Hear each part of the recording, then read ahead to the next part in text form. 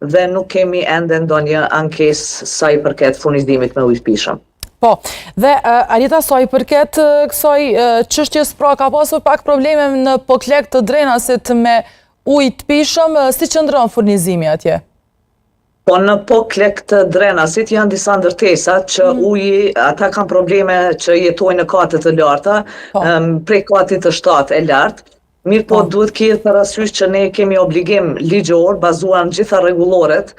e autoritetit rregullator për shërbimet e ujit, që ujin ta dërgojmë me shtypje deri në minimumi 1.5 bar në hyrje të ndërtesës, që i bie e kthyer në metra në lartësi,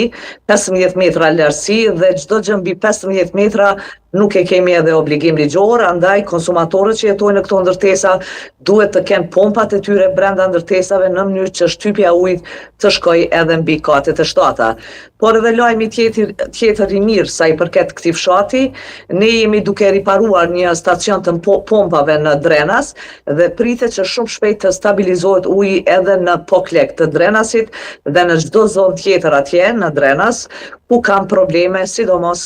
zonat e larta të atij vendi. Po, dhe fatmirësisht pra që do të ndodhë një gjithë, se bëj fjalë pikërisht për tek ndërtesat e reja që janë ndërtuar, aty thoshte ankesa pra që kanë probleme me furnizimin me ujë. Anita, falenderoj shumë për këtë lidhje direkte dhe për gjitha këto informacione që i diskutuam së bashku tek